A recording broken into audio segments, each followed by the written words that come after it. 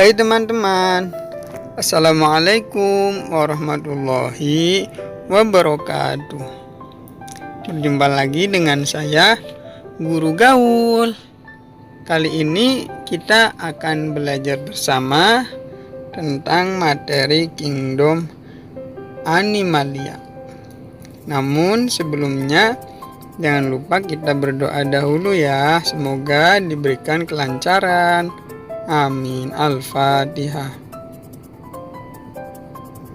Baik teman-teman, sebelum pembelajaran dimulai, saya sampaikan dulu kompetensi intinya ya, yaitu menghayati dan mengamalkan ajaran agama yang dianutnya, menunjukkan perilaku jujur, disiplin, tanggung jawab, peduli, yaitu gotong royong, kerjasama, toleran, dan damai, santun, responsif, dan proaktif sebagai bagian dari resolusi atas berbagai permasalahan dalam berinteraksi secara efektif dengan lingkungan sosial dan alam, serta menempatkan diri sebagai cerminan bangsa dalam pergaulan dunia. Begitu teman-teman. Baik, sampai sini paham ya. Untuk selanjutnya saya sampaikan juga kompetensi dasar pada 3.9, yaitu mengelompokkan hewan ke dalam film berdasarkan lapisan tubuh, rongga tubuh, simetri tubuh, dan reproduksi. Pada 4.9 yaitu menyajikan laporan perbandingan kompleksitas lapisan penyusun tubuh hewan, yaitu diploblastik dan triploblastik, simetri tubuh, rongga tubuh, dan sistem reproduksinya. Oke, paham ya teman-teman? Kalau sudah, sekarang saya sampaikan juga tujuan pembelajaran pada materi Kingdom Animalia, yaitu peserta didik dapat mengklasifikasikan hewan vertebrata berdasarkan ciri-ciri, karakteristiknya, habitat, cara hidup, dan reproduksinya, serta dapat memahami integrasi Al-Quran dan sains agar dapat menambah hasanah keilmuan dan membentuk karakter pribadi yang berakhlakul karimah. Baik, paham juga ya? Oke, kalau begitu kita lanjut pada peta konsep agar materi yang dipelajari mudah dipahami. Peta konsep pada Kingdom Animalia dibagi menjadi dua, yaitu invertebrata dan vertebrata. Pada kelas invertebrata dibagi menjadi Porifera, Coelenterata, Platyhelminthes, Nemathelminthes, Annelida, Mollusca, Arthropoda, dan Echinodermata. Sedangkan pada kelas vertebrata dibagi menjadi 5, yaitu Pisces, amfibi, reptil, aves, dan mamalia. Oke, paham ya teman-teman? Kalau sudah, kita masuk pada pembahasan. Jadi, di sini saya akan menggambarkan mengenai Kingdom Animalia. Saya jelaskan bahwa Kingdom Animalia dibagi menjadi dua kelas, yaitu invertebrata dan kelas vertebrata. Nah, mungkin teman-teman baru dengar nih apa itu invertebrata dan vertebrata. Ada yang pernah dengar atau pernah belajar? Mungkin di SMP ya pernah belajar tentang Kingdom Animalia juga. Ya, kalau gitu kita ulang kembali ya, kita ulas. Mohon teman-teman siapkan buku, pensil, atau ballpoint serta penghapus agar dapat mencatat materi-materi yang sekiranya penting. Semoga bisa menambah wawasan dan meningkatkan pemahaman. Oke. Di sini saya gambarkan mengenai pembagian kelas invertebrata dan vertebrata. Tuh, banyak kali kan jenisnya. Ya, di sini banyak, ada ikan, ada katak, ya, ada macan, ada kecoa juga, ya kan, ada ular. Ya, namun nanti kita juga belajar mengenai nama ilmiahnya juga loh. Ya, Jadi ular itu nama ilmiahnya apa sih gitu, nama biologi maksudnya. Ya teman-teman, di sini saya jelaskan ya, tolong diperhatikan. Jadi kingdom Animalia berasal dari bahasa Latin, yaitu anima yang berarti jiwa, yaitu merupakan organisme eukariotik atau memiliki membran inti sel, bersifat multiseluler atau bersel banyak. Hewan tidak memiliki klorofil sehingga hidup sebagai organisme heterotrof. Selain itu juga dapat menggerakkan tubuh untuk mencari makanan dan mempertahankan diri dari musuh. Begitu teman-teman. Nah, oke. Di sini saya gambarkan ya. Contohnya perbedaan antara sel prokariotik dan sel eukariotik. Sel prokariotik dimiliki oleh tumbuhan, sedangkan sel eukariotik dimiliki oleh hewan. Gitu teman-teman, kita lihat perbedaannya. Dilihat dari bentuknya atau struktur penyusunnya jelas berbeda ya teman-teman.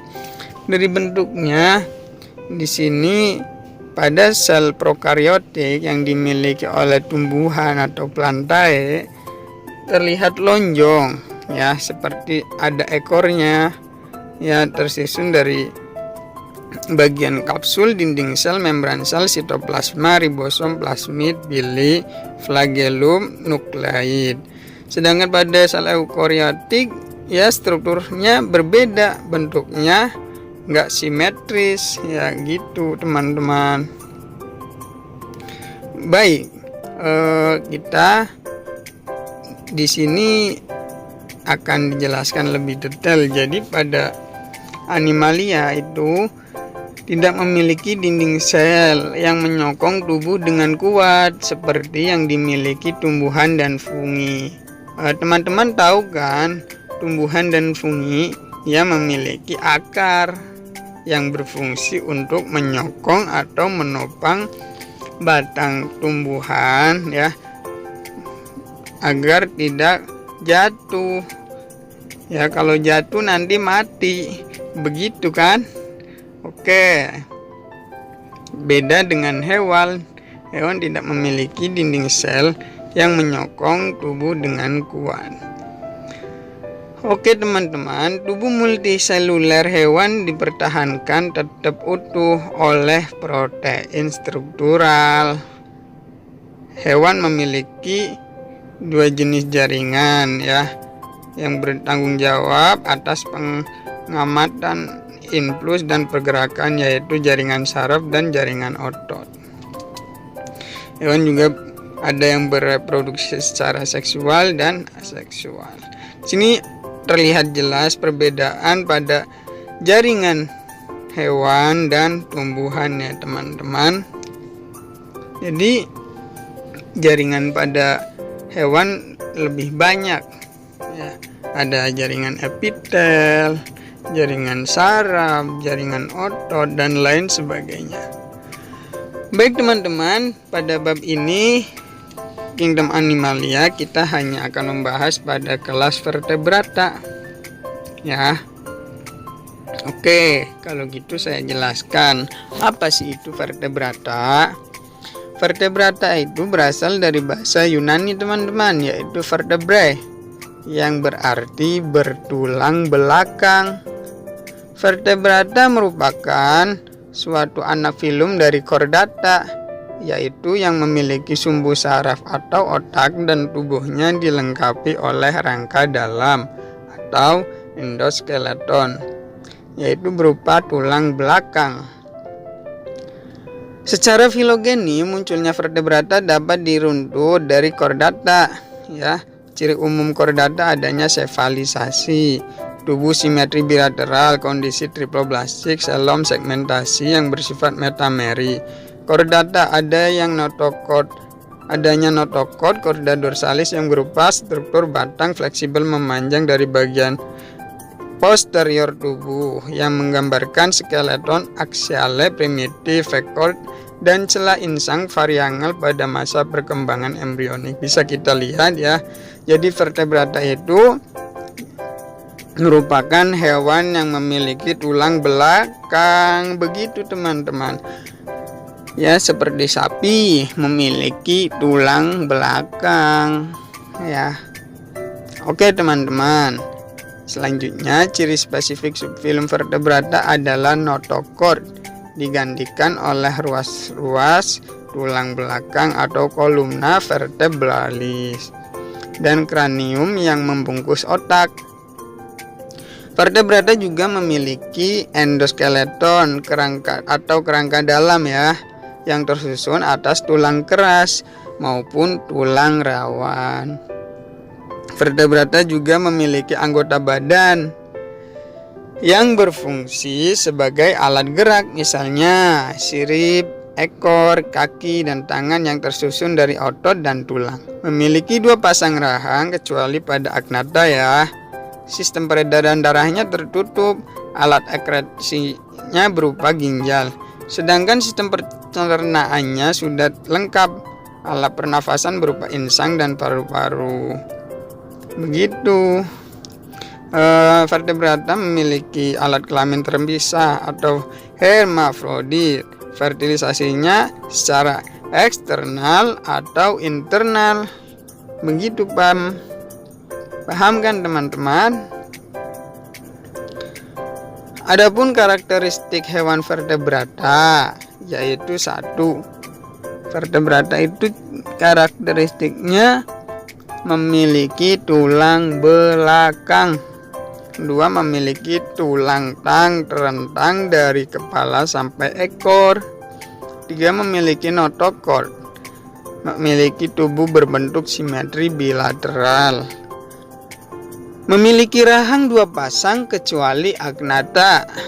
Memiliki sepasang mata dan telinga. Alat kelaminnya terpisah tetapi ada yang hermafrodit. Fertilisasinya internal atau eksternal atau ovipar, ovivipar. Memiliki sistem saraf pusat yaitu otak dan sumsum tulang belakang. Tubuh dilindungi oleh kulit atau dermis. Oke teman-teman, sampai sini paham ya mengenai ciri dan karakteristik hewan vertebrata ya. Di sini saya gambarkan, silahkan dijeda dulu pembeda invertebrata dan vertebrata. Bisa teman-teman screenshot ya. Baik teman-teman, oke kita lanjut. Jadi di sini saya akan jelaskan juga mengenai pembagian kelas vertebrata.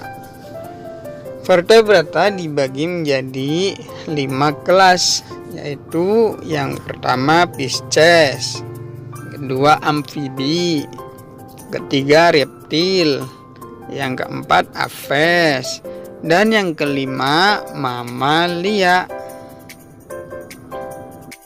Tentunya teman-teman juga pernah mendengar ya kan, apa itu Pisces, amfibi, reptil, aves, dan mamalia.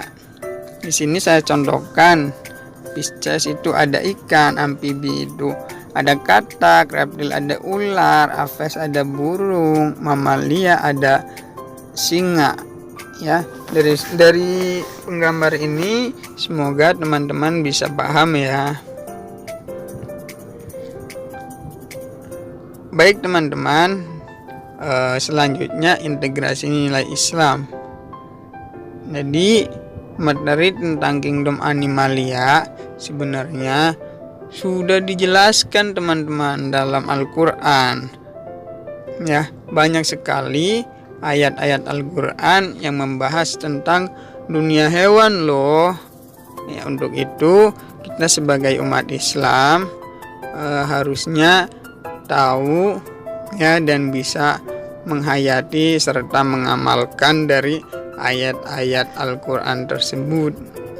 Di sini ayat yang berkaitan atau membicarakan tentang berbagai macam hewan ciptaan Allah yang ada di bumi dijelaskan dalam Quran surat An-Nur ayat 45. Yuk ngaji bersama ya teman-teman, yang berbunyi A'udzu billahi minasyaitonir rajim.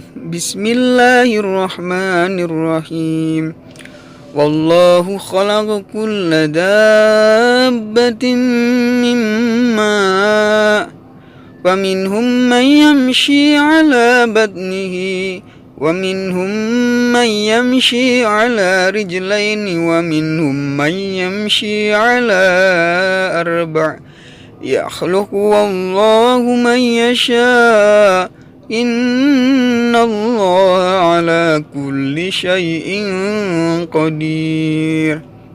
Yang artinya, dan Allah telah menciptakan semua jenis hewan dari air, maka sebagian dari hewan itu ada yang berjalan dengan di atas perutnya, dan sebagian berjalan dengan 2 kaki, dan sebagian yang lain berjalan dengan 4 kaki. Allah menciptakan apa yang dikehendakinya.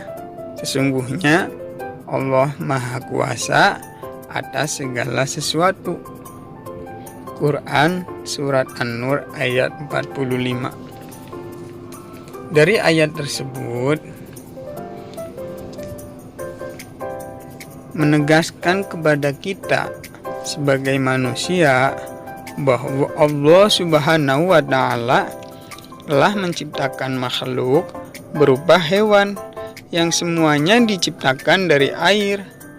Allah Subhanahu wa Ta'ala juga menjadikan hewan itu beraneka ragam jenis, potensi, fungsi. Oleh karena itu, sebagian dari mereka ada yang berjalan di atas perutnya seperti buaya, ular, dan hewan melata lainnya.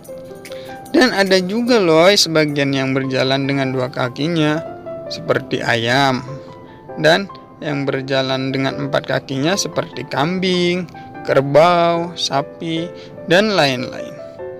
Dan ada pula yang berjalan dengan lebih dari 4 kaki loh, seperti laba-laba, kaki seribu, kalajengking ya. Allah Subhanahu wa Ta'ala Maha Kuasa lagi Maha Bijaksana.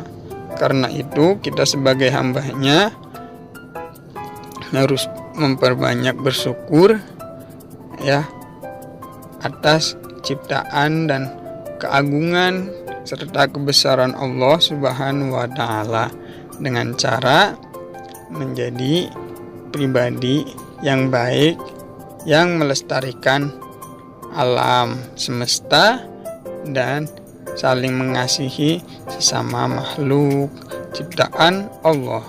Terima kasih, semoga bermanfaat ya teman-teman. Dari saya kurang lebihnya terima kasih. Saya ucapkan wassalamualaikum warahmatullahi wabarakatuh. Sampai jumpa teman-teman di materi berikutnya.